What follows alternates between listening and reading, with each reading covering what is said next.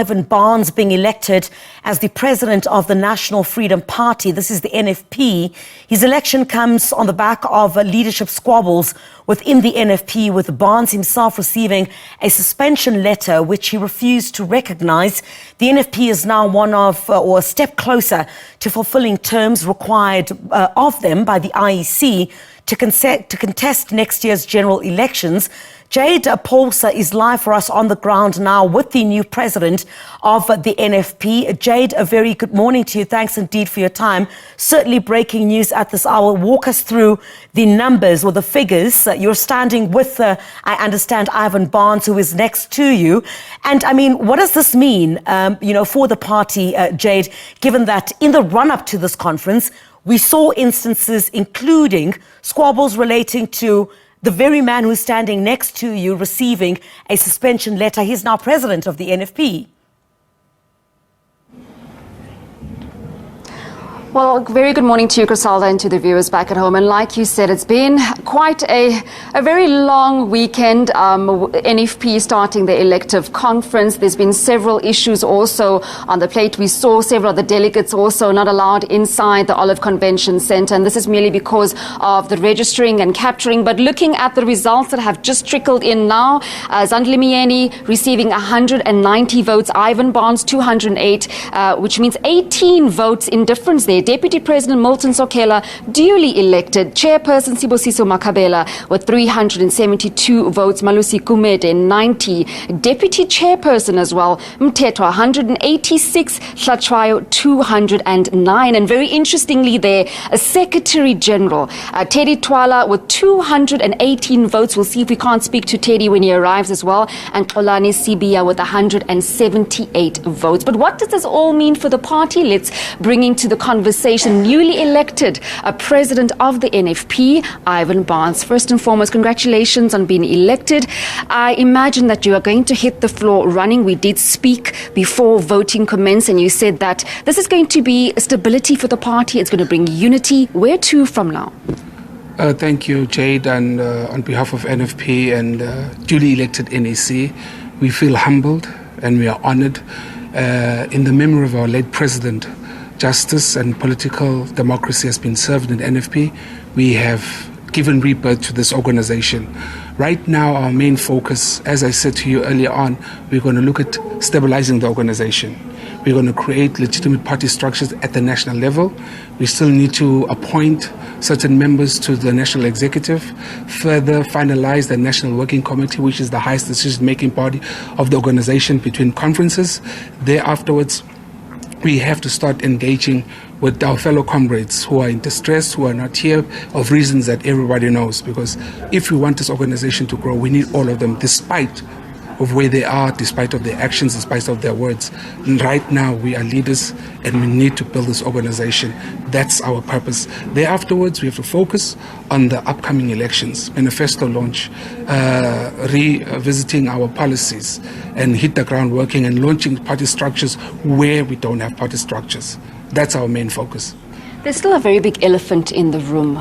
You've received a suspension letter from the SG, Canon Mklechi. Where does that stand now that Teddy Twala has been elected as SG? I imagine the divisions are still there, but what happens now to you that has been received, or that has received the suspension letter, now elected as the party president? As I said earlier on, those suspension letters are not recognized, they're not legitimate. But for peace purposes, as I said to you, right now, we're going to approach our comrades in distress, try to find an amicable solution, and see how can you lend an olive branch towards them, and try and reach a political party compromise for peace, stability, and unity in our organization. That's what we want to achieve, and that's what we're going to address here and now after this conference. When you were elected, majority of the members walked out, including Zandile.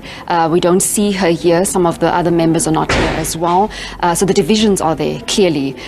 Going ahead for 2024 elections, how are you going to bring together unity when there are certain factions and divisions at play here? Let's put the perspective into order. We finished the process of election last night around about 2 a.m. Then we all dispersed where we were relaxing. When they announced the results, some of us were not in here. Myself, I was called from outside. Zandile Mien is also in a hotel room. The deputy president just walked in, as I told you earlier on, so there was no divisions. Nobody walked out. The election process went free and fair. Everybody voted. Then we walked out of the session because we wanted to leave our party agents to follow the process of counting. When they were done, right now in the morning, some of us were in our hotels, some of us were in our cars. So when they announced the results, we started trickling in, as you saw the deputy president just walking in right now. So there are no divisions within the conference that duly elected us, but the divisions are with those comrades that are writing these non-recognized and accepted letters of suspension. We're going to deal with it. That is our baby to fix internally.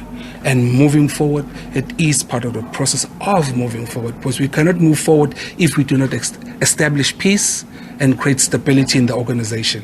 Okay, so to clarify, this is the NFP, this is the NFP that's going to go to the elections, and this is the NFP that is united. This is the NFP that has spoken in one voice. This is the NFP that is united. This is the delegates of the NFP that have mandated us as the newly elected NEC to forge peace, unity and stability. And we have to respect them. And in honor of our late president, we got to try and sacrifice and meet each other halfway if we want this organization to go back where it was. I want to go back to some of the issues that were on the ground before voting commenced. Several of the delegates weren't allowed inside the Olive Convention Centre. Many people are asking themselves why there's so many of the orange shirts outside of the conference. Just talk to us about that. First, let's clarify. There were delegates that had issues. That's why it took so long. And the IEC resolved the problem. And all delegates that were supposed to be here were here. There are comrades who were not delegates, but for the love of NFP, they came and they sat outside. So those were not delegates. Those were just lovers of the movement. As you can see, they're still standing in numbers. But all 522 delegates were here.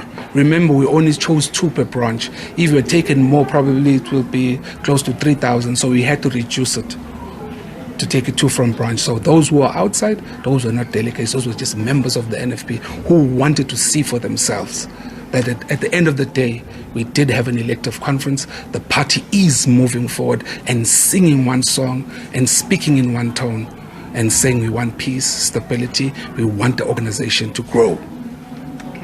So the olive branch that you speak about to Canon Mkleche and many of the other members from the other faction, how are you going to go about that?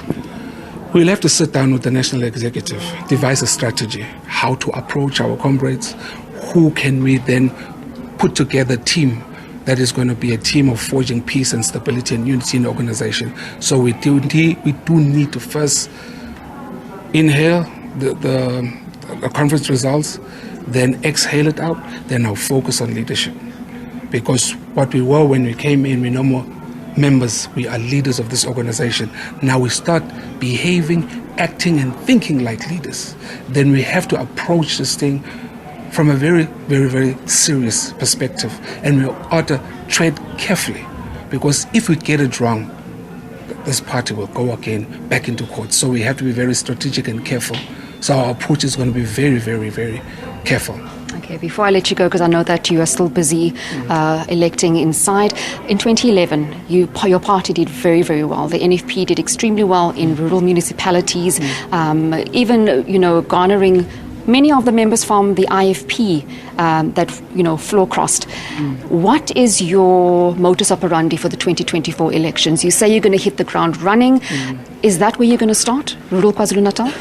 We're going to start where we're strong, and that's KZN. We cannot lie to ourselves. Then our second approach, we're going to go to various provinces whom we have already started. As you know, we've got branches from Pulukwane, we've got branches from Northwest, we've got branches in Mpumalanga, we've got branches from the Eastern Cape. So where we have branches already, structures in place, that's where we're going to start. So that's first phase KZN, second phase outside KZN. Then we're going to hit the road running and preparing for the elections. Thank you very much for talking to us, Mr. Barnes. That was the newly elected president of the NFP, Ivan Barnes, just talking to us there in conversation about what his plans are for the party, saying that right now, Crisalda, the main thing on the table is bringing stability, bringing unity, and obviously issuing out or offering an olive branch to some of the members who are in another faction.